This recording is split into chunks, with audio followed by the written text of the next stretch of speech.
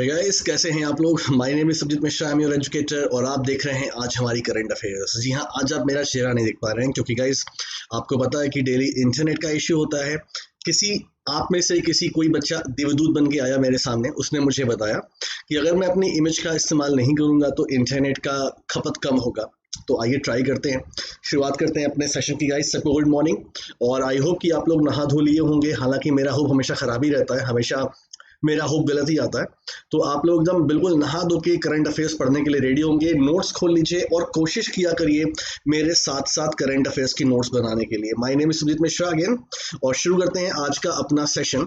उसके पहले गाइस आपको हम दिखाना चाहेंगे अपना एक्सप्रेस वीडियो कोर्स। गाइस हमारा एक्सप्रेस वीडियो कोर्स जो है ये कितने का है? तो हमारा एक्सप्रेस वीडियो कोर्स 1499 का है। लेकिन गाइस आपको ये भी शायद पता हो गया होगा कि हम लोग अपना इंडिविजुअल कोर्स भी निकाल रहे हैं। देखिए, अगर आप हमारे इंडिविजुअल कोर्स की बात करेंगे तो हमारा इंडिविजुअल कोर्स 499 का है, जिसमें लाइव क्लास आपको मिलेगी।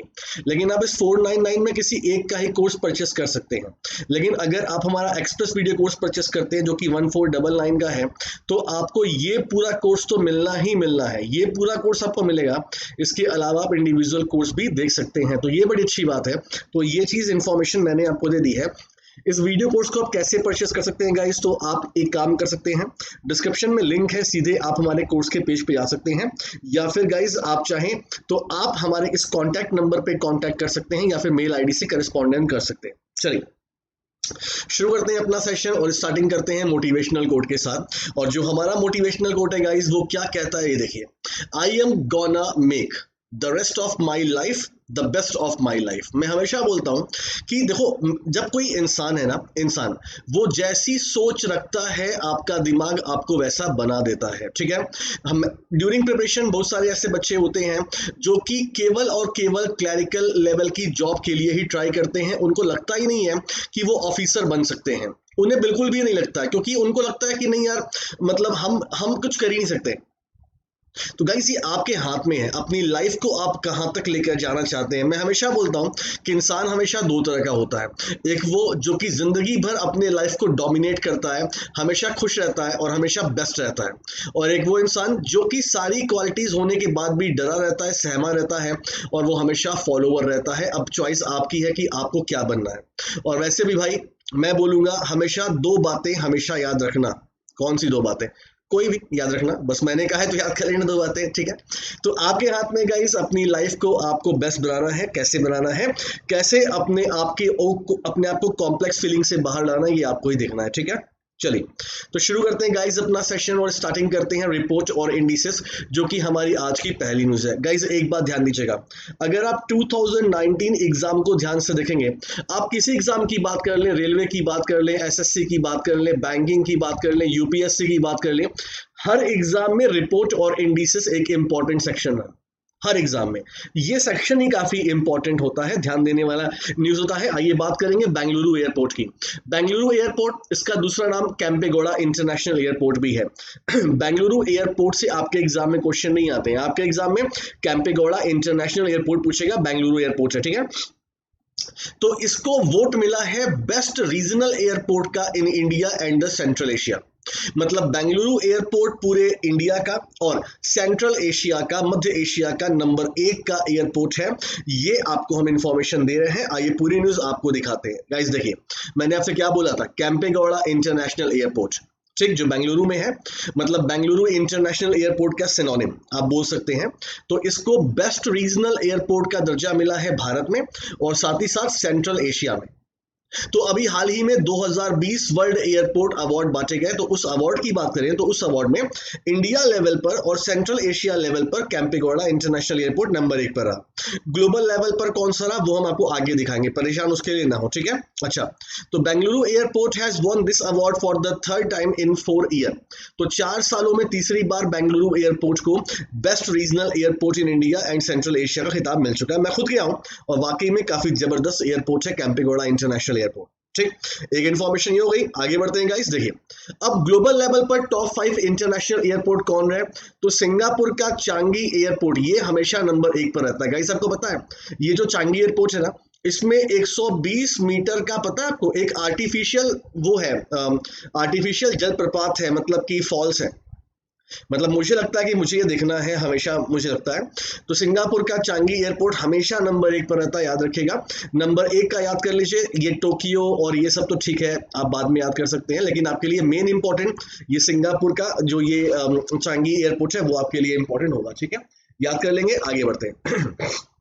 तो गाइस मैंने अपना थोड़ा सा समय निकाल के आपके लिए इंडिया के जो इंटरनेशनल एयरपोर्ट है उसकी लिस्ट मैंने आपको दी है एग्जाम के लिए। तो हालांकि सभी इंपॉर्टेंट होते हैं, लेकिन जैसे वीर सावरकर ये काफी इंपॉर्टेंट है, राजीव गांधी ये काफी इंपॉर्टेंट है, लोकप्रिय गोपीनाथ ये काफी इंपॉर्टेंट है, इंदिरा गांधी ये काफी इंपॉर्टेंट है। तो मैं तो आपसे बोलूंगा गाइस कि आज आप टाइम निकालकर, आधा घंटा निकालकर ये सारे इंटरनेशनल एयरपोर्ट को रट्टा मार लीजिएगा, ठीक है। ये देख लीजिए पूरी इंटरनेशनल एयरपोर्ट की लिस्ट हमने आपको यहाँ पर दी हुई है। अब देखो कॉमन सेंस की बात है, ठीक है। गया इंटरनेशनल एयरपोर्ट कहाँ पे है, तो ऑफ कोर्स गया में ही है, बिहार में है, तो ये सब को याद करने की जरूरत नहीं। सूरत कहाँ पे है, सूरत में है। वडोदरा कहाँ पे, ये सब याद करने की जरूरत नहीं।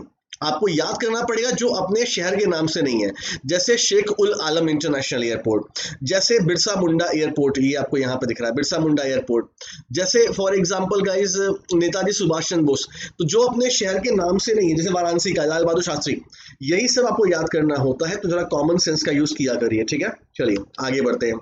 रिपोर्ट और इंडिसेस में न्यूज नंबर 2 की बात करते हैं, और यहाँ पर गाइस हम बात करेंगे किसकी, financial Times executive education ranking 2020। तो फाइनेंशियल टाइम्स का एक एग्जीक्यूटिव एजुकेशनल रैंकिंग निकला है।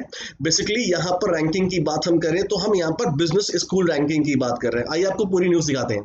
तो IIM बेंगलुरु की बात करें, ये केवल एक इंडियन इंस्टीट्यूट है जिसने जो कि जगह बना सका है top 50 global B schools in the Financial Times executive educational ranking.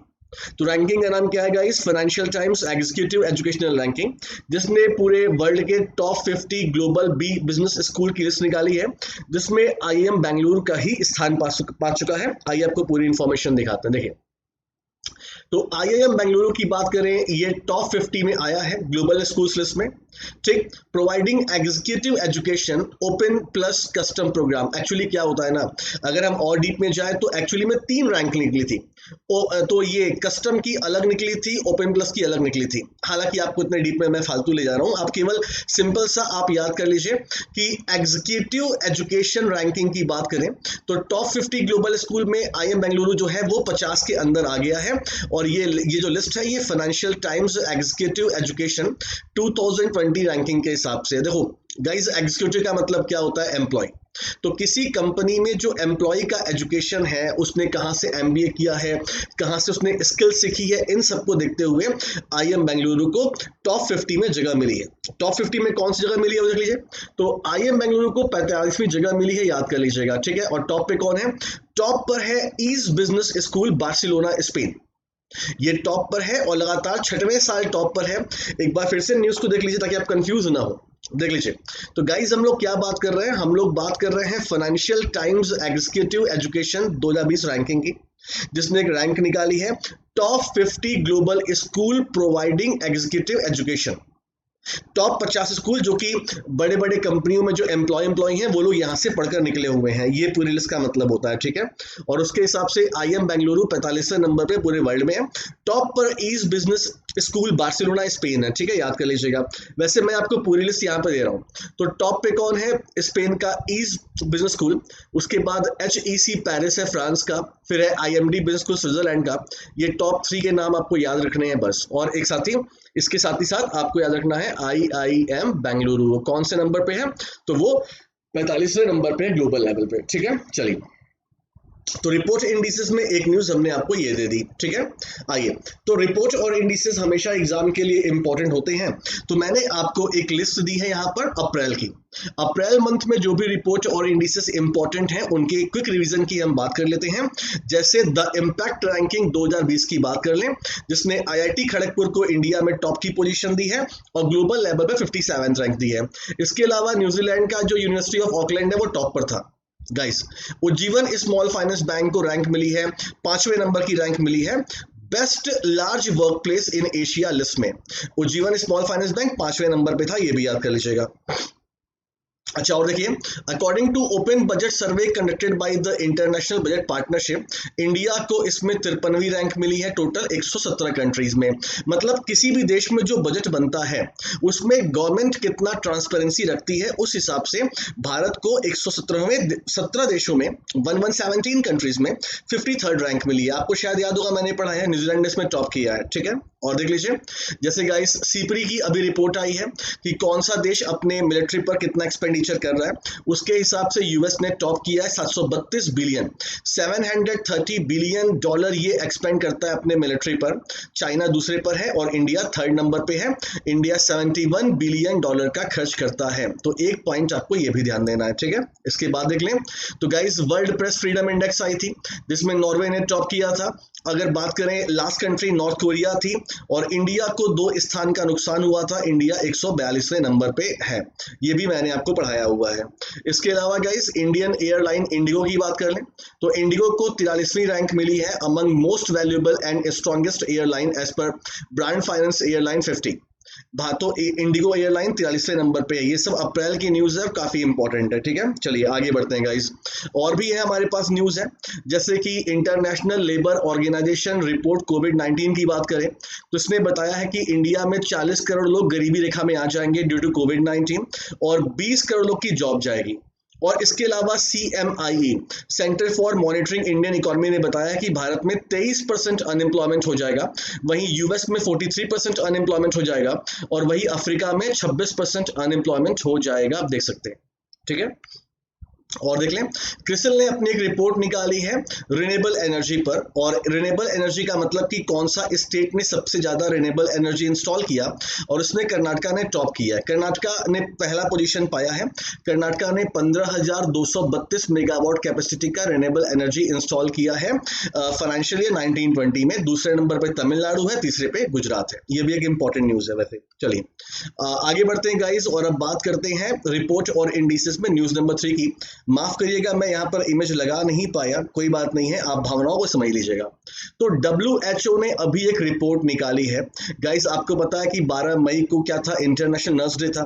तो उस मौके पर एक रिपोर्ट आई है, state of the world nursing report 2020।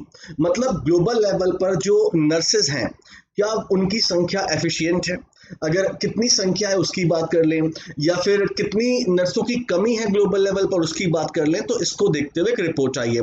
Report का नाम क्या है, state of the world nursing report 2020। आइए आपको पूरी न्यूज दिखाते हैं टेबुलर फॉर्म में। ठीक, रिपोर्ट का नाम क्या है, the state of the world nursing 2020 report. ठीक है, ये पब्लिश किसने किया है, ये पब्लिश किया है WHO ने और साथ ही साथ इंटरनेशनल काउंसिल ऑफ नर्स ने। बेसिकली ये एक ऑर्गेनाइजेशन है, नर्सेस के डेवलपमेंट के लिए वर्क करता है। ठीक, तो ये जो रिपोर्ट है the state of the world nursing report, ये पहला एडिशन था, मतलब पहली बार ये रिपोर्ट आया है। और इस रिपोर्ट ने बताया कि पूरे वर्ल्ड में नियर अबाउट 28 मिलियन नर्स काम कर रही हैं, लेकिन ये नर्स की संख्या पर्याप्त नहीं है। मतलब ग्लोबल शॉर्टफॉल का मतलब पूरे वर्ल्ड लेवल पर 5.9 मिलियन नर्स की कमी है। ये डेटा अपने आप में काफी इंपॉर्टेंट है और ये आपको याद भी करना है। WHO और इंटरनेशनल काउंसिल ऑफ नर्स ने मिलकर इसे पब्लिश किया है। ठीक है, आइए, तो WHO का हेडक्वार्टर जिनेवा में है और इंटरनेशनल काउंसिल ऑफ नर्स का भी हेडक्वार्टर जिनेवा में ही है। ये दोनों याद कर लीजिएगा। WHO के डायरेक्टर जनरल टेड्रोस अधनोम है और ICN की कौन है, तो ये इतना इंपॉर्टेंट तो नहीं है, तो इनका नाम है एनिटी कैनेडी। ये इतना इंपॉर्टेंट नहीं है, हेडक्वार्टर याद कर लीजिएगा, वो ज्यादा इंपॉर्टेंट है आपके लिए। ठीक है, चलिए आगे बढ़ते हैं। तो गाइस हमने रिपोर्ट और इंडिसेस सक्सेसफुली कंप्लीट कर लिया। 3 न्यूज हमारी वहां पर कंप्लीट हुई। मैं आपसे एक विनती करता हूं गाइस कि मेरे नंबर ऑफ न्यूज आप जरूर याद करते रहिए कि मैंने एक दिन में कितनी न्यूज़ेस आपको पढ़ाई हैं। ठीक है, वो जरूर याद करिए। एक बात और, दूसरी बात, एक और रिक्वेस्ट आप लोगों से गाइस कि प्लीज हमारे सेशन को लाइक कर दिया करिए। अगर आपको सेशन में कोई खामी लगती है डिसलाइक जरूर करें, वो आपका अधिकार है, लेकिन हमें सजेशंस भी दें कि हम और अच्छे से कैसे करंट अफेयर्स को इंप्रूव कर सकते हैं। ठीक है, चलिए तो गाइस अब बात करेंगे बिजनेस फाइनेंस इकोनॉमी में न्यूज नंबर 1 की। और यहां पर हम बात करने वाले हैं GDP जो मतलब एस्टिमेशन की। और आप देख रहे हैं कि कॉन्टिन्यूअस इंडिया की ग्रोथ रेट को कम किया जा रहा है और इसी क्रम में बैंक ऑफ अमेरिका ने भी क्या किया है, भारत की ग्रोथ रेट को डाउनग्रेड कर दिया है। और फाइनेंशियल ईयर 2021 मतलब कि फाइनेंशियल ईयर 2020-21 में हमारी ग्रोथ रेट का अनुमान लगाया है बैंक ऑफ अमेरिका ने 0.5%। 0.5%। आइए आपको पूरी न्यूज दिखाते हैं, ठीक है। तो बैंक ऑफ अमेरिका ने हमारी ग्रोथ रेट को रिवाइज किया है, मतलब डाउन कर दिया है, क्योंकि पहले इन्होंने हमारी ग्रोथ रेट को 1.5% बोला था फॉर द फाइनेंशियल ईयर जो भी चल रहा है 2021, लेकिन अभी इन्होंने कम करके 0.5% कर दिया है, तो ये आपको ध्यान देना है। तो बैंक ऑफ अमेरिका ने भारत के जीडीपी को कम कर दिया है, 0.5% कर दिया है, जो कि पहले 1.5% था। तो एक न्यूज हमने आपको ये दिखा दी है, ठीक है। चलिए आगे बढ़ते हैं। बिजनेस फाइनेंस इकोनॉमी में न्यूज नंबर 2 की बात करते हैं गाइस, और अब बात यहां पर हम किसकी करने वाले हैं। केंद्र सरकार ने स्टेट 14 राज्य सरकारों को 6,195 करोड़ रुपए दिया है, मतलब कोविड-19 से लड़ाई करने के लिए जो एडिशनल रिसोर्स चाहिए होते हैं उसमें कोई कमी ना आए, तो केंद्र सरकार ने 14 राज्यों को 6,195 करोड़ रुपए राशि जारी की है। आइए आपको पूरी न्यूज यहां पर दिखाते हैं। तो केंद्र सरकार ने रिलीज कर दिया है 6,195 करोड़ अमाउंट 14 स्टेट को as per the second equated monthly installment, मतलब ये दूसरा इक्वेटेड मंथली इंस्टॉलमेंट था of the post devolution revenue deficit grant. अब देखिए ये क्या होता है, इसको समझना पड़ेगा गाइस। रेवेन्यू डेफिसिट क्या होता है, तो अगर आपने मेरा फिस्कल पॉलिसी वाला क्लास देखा होगा तो मैंने आपको रेवेन्यू डेफिसिट के बारे में समझाया। आप इतना समझिए कि रेवेन्यू डेफिसिट का मतलब होता है revenue receipt minus revenue revenue expenditure minus revenue receipt. मतलब कि रेवेन्यू एक्सपेंडिचर का मतलब इस समय स्टेट गवर्नमेंट की हम बात कर रहे हैं, तो राज्य सरकारों का जो खर्चा है और राज्य की जो आय है, तो गाइस इस समय आय तो है ही नहीं है, तो खर्चा ज्यादा है और आय कम है, तो मतलब घाटा है। इसे हम क्या बोलते हैं, रेवेन्यू डेफिसिट। तो रेवेन्यू डेफिसिट को देखते हुए केंद्र सरकार ने 6,195 करोड़ रुपए जो है वो दिए हैं, और लगातार दूसरी बार दी। सेकेंड इंस्टॉलमेंट दिया है ये केंद्र सरकार ने राज्य सरकारों को 14 स्टेट को, ठीक है। देखिए तो निर्मला सीतारमण जी ने इसके बारे में इंफॉर्मेशन दी है, हमको बताया है फिर करके कि ये अमाउंट जो होगा, ये अमाउंट स्टेट गवर्नमेंट को जो एडिशनल रिसोर्सेज हैं कोविड-19 से फाइट करने के लिए उसको मतलब प्रॉपर मेंटेन करने में हेल्प करेगा। तो ठीक है, ये इतना क्लियर हो गया, इसमें कोई दिक्कत तो नहीं होनी चाहिए, ठीक है। चलिए आगे बढ़ते हैं। अब ये जो ग्रांट दिया गया है वो 15th फाइनेंस कमीशन के रिकमेंडेशन पे दिया गया है। 15th फाइनेंस कमीशन की बात करें गाइस, तो कोई भी फाइनेंस कमीशन जो होता है इसका टेन्योर 5 साल का होता है, और आपको पता है कि हमारे देश में 15th फाइनेंस कमीशन जो है वो 2020 से 2025 तक होने वाला था, लेकिन कोविड-19 की वजह से इसको 1 साल और टाल दिया गया। फिलहाल हम 15th फाइनेंस कमीशन पे बात करेंगे। आप बस इतना याद रखिए कि 15वीं फाइनेंस कमीशन के रिकमेंडेशन पे सेंट्रल गवर्नमेंट ने 14 स्टेट गवर्नमेंट को टोटल 6,195 करोड़ रुपए का एक इंस्टॉलमेंट दिया है, और वो दूसरा इंस्टॉलमेंट था, ठीक। अब देखिए आपके एग्जाम में कभी इन 14 स्टेट के नाम नहीं पूछेगा, क्योंकि 14 स्टेट के नाम याद रखना ही अपने आप में बहुत बड़ी चुनौती होगी। तो एग्जामिनर को ये पता होता है कि ये सब एक रविश है क्वेश्चन पूछना, तो आपसे पूछेंगे नहीं क्वेश्चन, ठीक है। चलिए तो आगे बढ़ते हैं गाइस। अब 15th फाइनेंस कमीशन की ही बात कर लेते हैं। 15th फाइनेंस कमीशन को 27 नवंबर 2017 को बनाया गया by the recommendation of the president of India. मतलब फाइनेंस कमीशन को फाइनली रिकमेंड कौन करता है, प्रेसिडेंट ऑफ इंडिया करता है। और chairman of the 15th finance commission कौन है गाइस, ये याद कर लीजिएगा, ये NK सिंह है या नंद किशोर सिंह जी हैं। ये कोई भी एग्जाम आप देने जाओ आपके एग्जाम में ये पूछा जा सकता है, ठीक है। इस 15th फाइनेंस कमीशन में फुल टाइम मेंबर कौन कौन होंगे, तो अशोक लाहिड़ी होंगे, अजय नारायण झा होंगे, AN झा होंगे और अनूप सिंह होंगे, ये फुल टाइम मेंबर होंगे। इसके अलावा ये जो फाइनेंस कमीशन है ये डिपार्टमेंट ऑफ इकोनॉमिक अफेयर्स मतलब मिनिस्ट्री ऑफ फाइनेंस के अंतर्गत काम करेगा। अच्छा, फाइनेंस कमीशन के लिए कौन सा आर्टिकल है, तो फाइनेंस कमीशन के लिए आर्टिकल 280 है। ये कई बार पॉलिटी में पूछा गया है और आपको ये याद रखना है। फाइनेंस कमीशन का जिक्र कहां पर किया गया है, आर्टिकल 280 में किया गया है। अच्छा, फाइनेंस कमीशन का काम क्या होता है, कोई आपसे ये पूछ ले एक लाइन में बताओ कि फाइनेंस कमीशन का काम क्या होता है गाइस, तो आप इतना याद रखना कि हमारे देश में जो भी इनकम विनकम आती है, हमारे देश में जो भी इनकम विनकम आती है, इन इनकम का बंटवारा सेंट्रल गवर्नमेंट और स्टेट गवर्नमेंट में कौन करता है, फाइनेंस कमीशन करता है, याद रखिएगा। ये बहुत ही इंपॉर्टेंट पॉइंट है जो मैंने आपको यहाँ पर एक्सप्लेन किया, याद कर लीजिएगा, ठीक है। अच्छा देखो यहाँ पे लिखा है form by president of India, जो मैंने आपसे बोला था, और इसका ड्यूरेशन 5 साल होता है। तो हमारे फाइनेंस कमीशन का जो ये 15वां फाइनेंस कमीशन है उसका टाइम पीरियड 2020 से 25 था, लेकिन अभी 21 से 26 हो गया, याद रखिएगा ये भी। चलिए आगे बढ़ते हैं। आगे बढ़ते हैं गाइस, अब किसकी हम बात करने वाले हैं? अब हम बात करने वाले हैं अपॉइंटमेंट और रेजिग्नेशन की, और यहाँ पर हम बात करेंगे पैरा एथलीट दीपा मलिक की। दीपा मलिक इन्हें कौन नहीं जानता, ये हमारे देश की पहली पैरा एथलीट हैं जिनको राजीव गांधी खेल अवार्ड से सम्मानित किया गया। गर्ल्स के लिए, बॉयज के लिए, सबके लिए ये एक मोटिवेशन का सोर्स हो सकती हैं। तो para athlete Deepa Malik announces retirement to lead India's Paralympic committee. तो गाइस एक बात समझिएगा, ये पूरी न्यूज में पढ़ूंगा तो आपको ये अपने आप क्लियर हो जाएगी न्यूज क्या है। अभी आप इतना समझो कि as a para athlete Deepa Malik ने अपने रिटायरमेंट की बात बोल दी है, क्योंकि इनको इंडिया के पैरालंपिक कमेटी का हेड बनाया गया है। तो एक नियम भी है कि आप एज अ प्लेयर, अगर आप खेल रहे हैं अभी, तो आप इंडियन किसी भी मतलब इंडियन स्पोर्ट्स गवर्निंग बॉडी के आप किसी पोस्ट पर नहीं हो सकते हैं। तो इन्होंने एज अ प्लेयर रिजाइन दे दिया है। आइए आपको दिखाते हैं, देखिए। तो पैरा एथलीट दीपा मलिक की बात करें गाइस, इन्होंने अनाउंस कर दिया अपना रिटायरमेंट फ्रॉम पैरालंपिक गेम्स। इन्होंने रिटायरमेंट कर लिया है क्योंकि इनको पोस्ट मिली है president of the Paralympic committee. तो ये प्रेसिडेंट बनेंगी, तो मतलब ये न्यूज आपका रिजाइन और अपॉइंटमेंट दोनों एक साथ कवर करता है ना। और देख लीजिए, तो as per the National Sports Code, मतलब स्पोर्ट्स का लॉ, इसने क्या बताया है कि अगर आप एक एक्टिव एथलीट हैं तो आप किसी भी ऑफिशियल पोस्ट को ज्वाइन नहीं कर सकते हैं इन एनी फेडरेशन, किसी भी खेल संघ में। तो इसीलिए इन्होंने रिजाइन दे दिया एज ए एथलीट। अब ये प्रेसिडेंट बन जाएंगी इंडियन पैरालंपिक कमेटी की, and she is the first Indian women to earn a medal at the Paralympic games. ये पहली इंडियन वुमेन प्लेयर बनी, पैराथलीट प्लेयर बनी, जिन्होंने पैरालंपिक गेम्स में मेडल जीते। आइए आपको थोड़ी सी एक एडिशनल इंफॉर्मेशन दे दें। ये पहली वुमेन थी, ये पहली वुमेन पैराथलीट थी जिनको राजीव गांधी खेल रत्न अवार्ड से सम्मानित भी किया गया। इसके अलावा इन्हें अर्जुन अवार्ड दिया गया था 2012 में, और पद्मश्री अवार्ड दिया गया था 2017 में। कभी कभी डीप में क्वेश्चन बनाने चक्कर में ये सब क्वेश्चन बन जाते हैं। तो अर्जुन अवार्ड 12 में और पद्मश्री 17 में मिला था, और राजीव गांधी खेल रत्न अवार्ड 19 में मिला था, याद कर लीजिएगा, ठीक है। इन्होंने 58 नेशनल्स और 23 इंटरनेशनल मेडल्स अभी तक जीते हैं।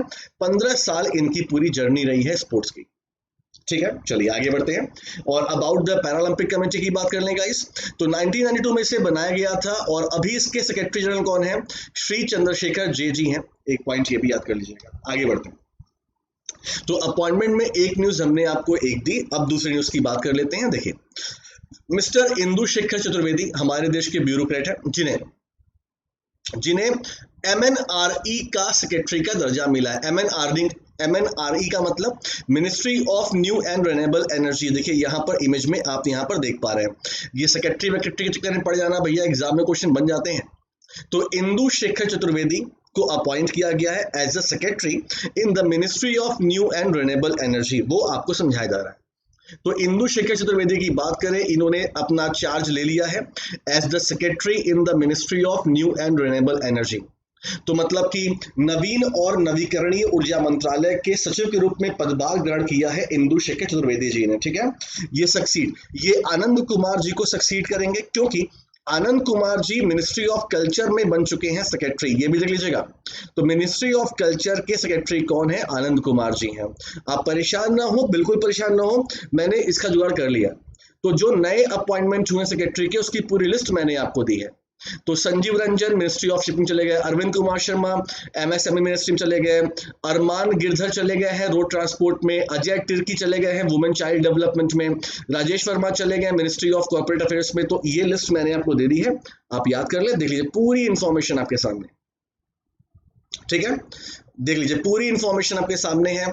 जैसे तरुण बजाज हम लोग कल पढ़ रहे थे ना कि ये अभी रिजर्व बैंक ऑफ इंडिया के बोर्ड में चले गए हैं। तो सारी इंफॉर्मेशन गाइज आपके सामने है। अगर ये सब मेहनत आपको हमारी अच्छी लगती है तो प्लीज हमारे सेशन को लाइक कर दीजिएगा, ठीक है। देख लीजिए पूरा। आइए आगे बढ़ते हैं गाइस, और अब बात करते हैं आपसे गवर्नमेंट स्कीम्स पर। गवर्नमेंट स्कीम्स में हालांकि ये स्कीम ओल्ड है लेकिन न्यूज नहीं है। तो अटल पेंशन योजना की बात करें, 5 साल इसके कंप्लीट हो गए हैं। मुझे याद है मैं तब भी उस समय GA एजुकेटर था, और नरेंद्र मोदी जी कॉन्टिन्यूअस इतनी स्कीम लॉन्च कर रहे थे कि हमारे लिए याद करना और पढ़ाना बड़ा मुश्किल था। अटल पेंशन योजना को 2015 में मोदी जी ने कोलकाता से, ध्यान देना, कोलकाता से लॉन्च किया था, कोलकाता से लॉन्च किया था। तो ये बेसिकली जो हमारे देश में अनऑर्गेनाइज सेक्टर्स के लोग हैं उनके लिए एक पेंशन स्कीम थी। क्योंकि गाइस आपको पता है कि 2004 के बाद हमारे देश में पेंशन खत्म हो गया था इन गवर्नमेंट जॉब, लेकिन फिर भी गवर्नमेंट ऑफ इंडिया ने उसका एक substitute national pension scheme launch किया था। लेकिन एनपीएस में आप इनरोलमेंट तभी ले पाएंगे जब आप कहीं जॉब कर रहे होंगे, चाहे प्राइवेट चाहे गवर्नमेंट। लेकिन उनका क्या, जो कहीं जॉब नहीं करते, क्या उनको पेंशन लेने का हक नहीं है? तो इसीलिए गवर्नमेंट ऑफ इंडिया ने अटल पेंशन योजना शुरू की थी। आइए आपको दिखाते हैं, 5 साल से कंप्लीट हो गए हैं। तो अटल पेंशन योजना के 5 साल कंप्लीट हो गए हैं सफलतापूर्वक कंप्लीट हो गए हैं, ठीक है। और देखिए, तो 9 मई 2015 को प्राइम मिनिस्टर जी ने कोलकाता से इस स्कीम को लॉन्च किया था। बेसिकली इनका ऑब्जेक्टिव था, जो वर्कर्स कैटेगरी के लोग हैं जो कि अनऑर्गेनाइज सेक्टर में काम करते हैं, उनको 60 साल के बाद दिक्कत ना हो, ठीक। देखिए, तो अगर हम ऑफिशियल डेटा की बात करें तो इन 5 सालों में अटल पेंशन योजना में टोटल एनरोलमेंट कितना हो गया है, ये डेटा आपके सामने है, देख लीजिए। इकाई, दहाई, सैकड़ा, हजार, 10,000, लाख, 10 लाख, करोड़, मतलब कि 2,23,54,028 लोग एनरोल हो चुके हैं अटल पेंशन योजना में। और ये डेटा एग्जाम में जरूर आएगा, जरूर आएगा, जरूर आएगा, याद कर लीजिए। मैं सोचता हूं आपको 2.23 लाख करोड़ भी बोल सकता था, लेकिन मैंने आपको बोल दिया कि आप ऐसे याद कर लो, ठीक है। मतलब 2 करोड़, मतलब 2.23 करोड़ में बोल सकता था, लेकिन आप पूरा डेटा याद कर लीजिए, ठीक है। तो अटल पेंशन योजना में अगर आपको एनरोलमेंट लेना है तो आपके पास बैंक अकाउंट होना चाहिए, ठीक। और साथ ही साथ आपकी एज 18 साल से लेकर 40 साल की एज में होनी चाहिए, तो आप अटल पेंशन योजना में एनरोल हो सकते हैं, ठीक। इसके लिए क्या है गाइस, देखिए, अटल पेंशन योजना में 60 साल के बाद आपको पेंशन मिलता है। अब ये पेंशन आपको 1,000 से लेके 5,000 तक मिल सकता है, मतलब 1,000, 2,000, 3,000, 4,000 या 5,000 पर महीने। लेकिन ये डिपेंड करता है आपके इंस्टॉलमेंट के ऊपर। इंस्टॉलमेंट का मतलब, जैसे आप 18 साल के हो, ठीक, और आप 42 रुपए पर माह जमा करोगे 60, मतलब 40 साल तक, मतलब 18 से 40 साल तक अगर आप इतना रुपए पर महीने जमा करोगे तो आपके रिटायरमेंट के बाद आपको 1,000 रुपए मिलेगा, कॉन्टिन्यूअस मिलेगा। आपको दिखाते हैं आगे, शायद इमेज में मैंने दिया हो, ये चीज नहीं दी है शायद, क्या, चलिए कोई बात नहीं। मतलब मैं आपको एक एग्जांपल बता रहा था कि मतलब ये 1,000 रुपए या 5,000 रुपए, ये डिपेंड करेगा आपके किसके ऊपर, आप कितना कंट्रीब्यूशन करते हैं उसके ऊपर ये डिपेंड करता है, ठीक है। आगे देखिए, अब यहां पर मैंने अबाउट पफरडा क्यों बात किया है, क्योंकि हमारे देश में पेंशन कंपनीज या पेंशन स्कीम का जो पापा है वो कौन है, वो पीएफआरडीए है, pension fund regulatory development authority. याद रखिएगा इस, अगर हमारा देश एक बस है, अगर हमारा देश हमारी इकोनॉमिक बस है, तो हमारे बस को चलाने के लिए जो 4 पहिए हैं ना, वो कौन कौन से हैं, वो है रिजर्व बैंक ऑफ इंडिया पहला, दूसरा आईआरडीए, तीसरा सेबी, और चौथा पीएफआरडीए। याद रखिएगा, ये हमारे देश के 4 फाइनेंशियल रेगुलेटर हैं जो कि हमारी अर्थव्यवस्था को चलाते हैं। तो अगर पीएफआरडीए की बात करें, 2003 में से बनाया गया, न्यू दिल्ली में इसका हेडक्वार्टर है, और सुप्रीतम बंदोपाध्याय इसके चेयरपर्सन है, और इनका भी अपॉइंटमेंट 2019 में है, मतलब एक तरह से नया ही है रेलवे और एसएससी वाले बच्चों के लिए, ठीक है। तो उनके एग्जाम में क्वेश्चन बन सकता है, याद कर लीजिएगा ये भी। चलिए आगे बढ़ते हैं। एक्स्ट्रा इंफॉर्मेशन की बात करें गाइस, तो जितने भी लोग अटल पेंशन योजना में एनरोल हैं गाइस, अगर मेल और फीमेल के रेशियो की बात करें तो मेल 57% है और 43% फीमेल है।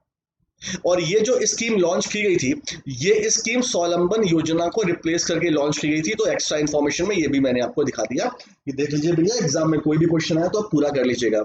एक महाशय है, कमेंट करते हैं हमारे वीडियो में कि सर आप तो पूरा कंप्लीट करंट अफेयर्स पढ़ाया करिए तो मैं सोचता हूँ कि मैं और कंप्लीट क्या पढ़ा दूं, मतलब और क्या मैं अपने से कुछ इसमें डाल दूं, है ना। तो मैंने कहा ये रिस्की नहीं लेना, कुछ भी हो भैया डाल दो इसमें, ठीक है। चलिए आगे बढ़ते हैं। अब स्टेट गवर्नमेंट की बात करेंगे, यहां पर हम बात करेंगे मध्य प्रदेश की, ठीक है।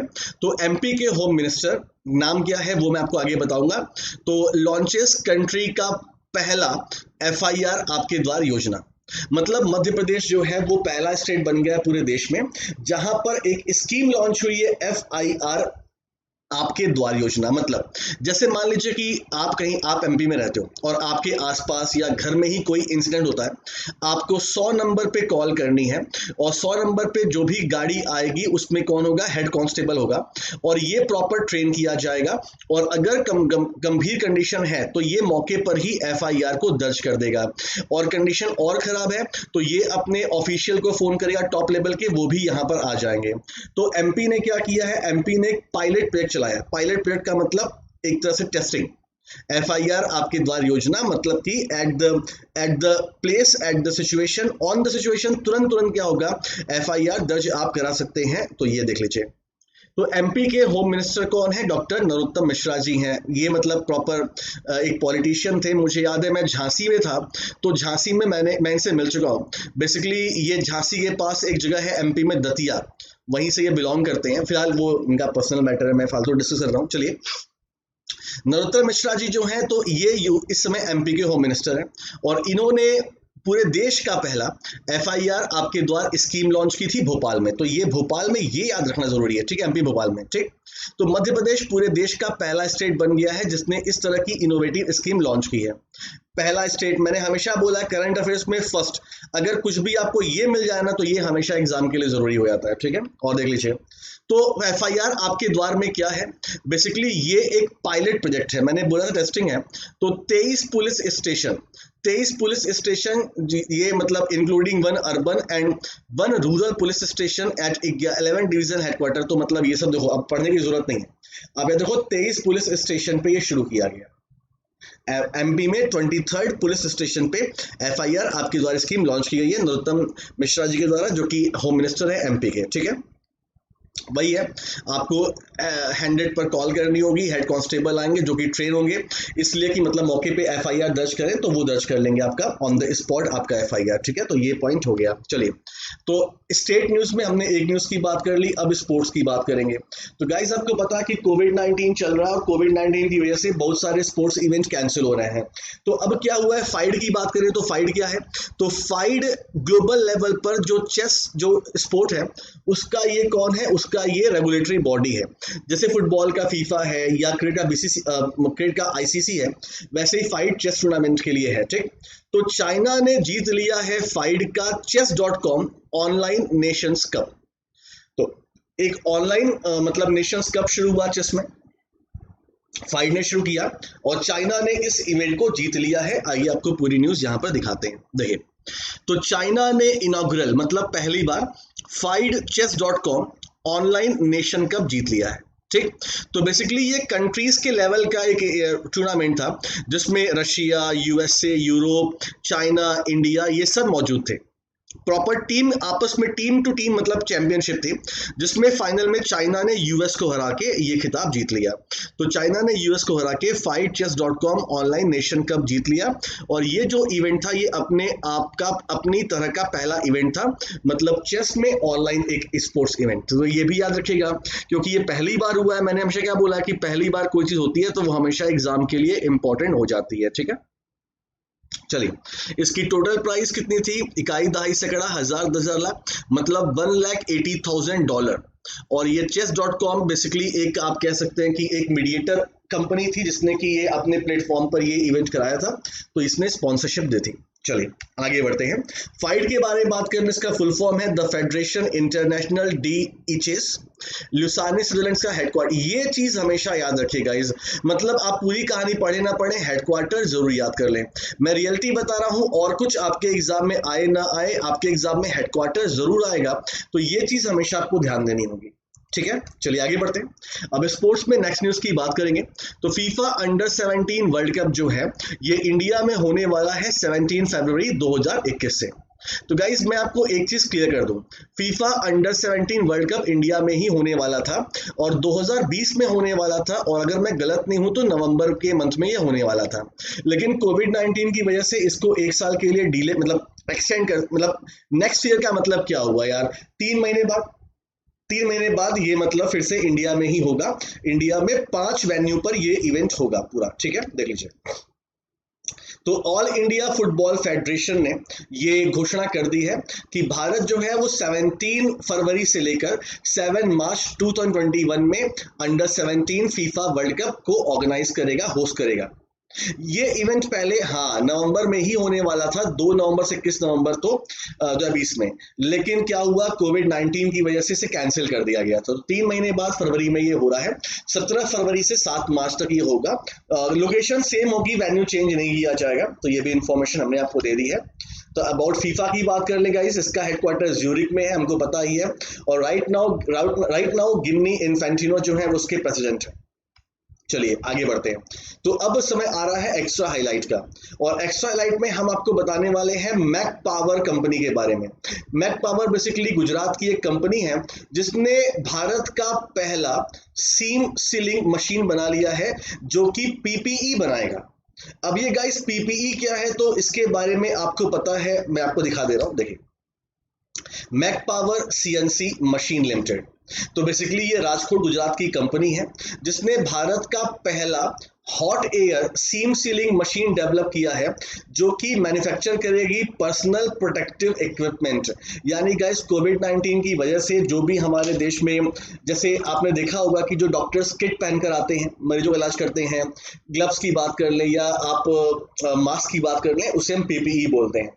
तो कहने का मतलब कि क्या हमारे देश में कोई ऐसी मशीन नहीं थी? नहीं, हमारे देश में ऐसी कोई मशीन नहीं थी जो कि हॉट एयर सीम सीलिंग करे। सीलिंग का मतलब सिलना, हॉट एयर का मतलब गाइस इसमें मतलब एक गर्म हवा निकलती है जो कि कपड़ों में जो छेद होते हैं उसे बंद कर देती है बेसिकली। तो इसकी वजह से इन्फेक्शन फैलने का खतरा कम होता है। तो जो पर्सनल प्रोटेक्टिव इक्विपमेंट है, ऐसे ग्लव्स, मास्क और प्रॉपर जो कपड़े नहीं होते पूरे पहनते डॉक्टर्स लोग, वो बनाएगी पहली इंडियन मशीन रहेगी ये। तो ये मैंने क्या बोला, ये फर्स्ट है, तो फर्स्ट हमेशा एग्जाम के लिए जरूरी होगा। तो Mac Power CNC machine limited, तो इसने भारत की पहली indigenous hot air seam sealing machine develop कर ली है, याद कर लीजिएगा, ठीक है। नेक्स्ट न्यूज की बात करते हैं गाइस। मिनिस्ट्री ऑफ एमएसएमई ने चैंपियंस पोर्टल लॉन्च किया है। आपके एग्जाम में, प्रीवियस एग्जाम्स में हमेशा ऐसे क्वेश्चन बने हैं कि ये स्कीम या ये पोर्टल या ये एप्लीकेशन किस मिनिस्ट्री ने लॉन्च किया। तो मिनिस्ट्री ऑफ एमएसएमई ने चैंपियंस पोर्टल लॉन्च किया है गाइस।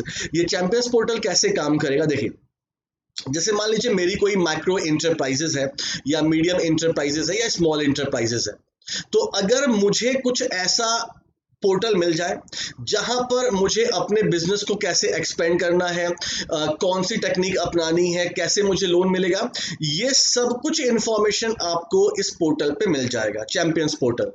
तो मिनिस्ट्री ऑफ एमएसएमई ने चैंपियंस पोर्टल लॉन्च किया है, देख लीजिएगा, ठीक है। तो मिनिस्ट्री ऑफ एमएसएमई ने चैंपियन पोर्टल लॉन्च किया है। इसका ऑब्जेक्टिव है कि सारे सिस्टम को एक साथ एक जगह पे ले आना, जिससे कि जो स्मॉल कंपनी है वो बड़ी बन सके, ठीक है। तो आप बस याद रखो कि किस मिनिस्ट्री ने कौन सा पोर्टल लॉन्च किया है। तो मिनिस्ट्री ऑफ एमएसएमई ने चैंपियन पोर्टल लॉन्च किया है। नितिन गडकरी जी हमारे देश के एमएसएमई मिनिस्टर भी हैं, ये भी याद कर लीजिएगा, ठीक है। आगे बढ़ते हैं गाइस, ई नैम की बात कर ले। ई नैम, तो हमारे देश में 117 न्यू मंडी जो है वो ई नैम से रजिस्टर्ड हो चुकी हैं। सबसे लेटेस्ट बताऊं तो कर्नाटका वो स्टेट है जो कि ई मंडी से जुड़ा। ये भी क्वेश्चन एग्जाम में बन सकता है। कर्नाटका सबसे नया स्टेट है जो ई नैम से जुड़ा, ठीक है। देखिए, तो 117 न्यू मंडीज जो है वो ई नैम से जुड़ चुकी हैं। ई नैम का full form national agriculture market, ठीक। और इस समय हमारे देश में टोटल 962 मंडियां हैं जो कि जुड़ चुकी हैं। कहां, किससे? जो जुड़ चुकी हैं हमारे देश में ई नैम से, याद कर लीजिएगा। आगे बढ़ते हैं गाइस, नेक्स्ट पॉइंट की बात कर लें। US CDC announces 3.6 million USD to assist India's fight against corona virus pandemic. तो यूएस सीडीसी का मतलब क्या है वो हम आपको आगे देख लेते हैं। तो यानी कि 3.6 मिलियन डॉलर की हेल्प करेगा यूएस सीडीसी, जो कि इंडिया फाइट कर रहा है कोविड-19 से, वो देखिए। तो US centre for disease control and prevention, CDC, US centre for disease control and prevention, ये भारत की हेल्प करेगा। भारत को 3.6 मिलियन डॉलर की सहायता राशि देगा जो भी इंडिया प्रयास कर रही है कोविड-19 से लड़ने के लिए। ये इंपॉर्टेंट न्यूज है, इसे ध्यान दीजिएगा, ठीक है। आगे बढ़ते हैं, नेक्स्ट पॉइंट की बात कर लें। Indian tennis star Sania Mirza became first Indian to win Fed Cup Hurt Award 2020 for Asia Oceania Zone।